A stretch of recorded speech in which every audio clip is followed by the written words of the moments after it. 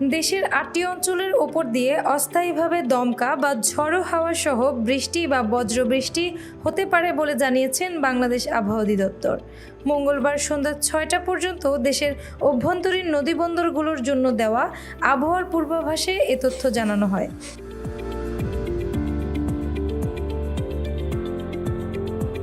আবহাওয়ার পূর্বাভাসে বলা হয়, রংপুর, দিনাজপুর, ময়মনসিংহ, টাঙ্গাইল, কুমিল্লা, নোয়াখালী, বরিশাল এবং সিলেট অঞ্চলের উপর দিয়ে পশ্চিম বা উত্তর পশ্চিম দিক থেকে ঘন্টায় ৪৫ থেকে ৬০ কিলোমিটার বেগে অস্থায়ীভাবে দমকা বা ঝড়ো হাওয়া সহ বৃষ্টি বা বজ্রবৃষ্টি হতে পারে।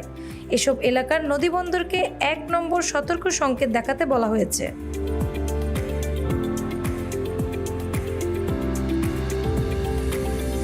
এদিকে মঙ্গলবার আবহাওয়ার পূর্বাভাসে বলা হয়েছে, ময়মনসিংহ, ঢাকা ও সিলেট বিভাগের কিছু কিছু জায়গায় এবং রংপুর, রাজশাহী, খুলনা, বরিশাল ও চট্টগ্রাম বিভাগের ২-১ জায়গায় অস্থায়ীভাবে দমকা হাওয়া সহ বিদ্যুৎ চমকানো বৃষ্টি বা বজ্রবৃষ্টি হতে পারে।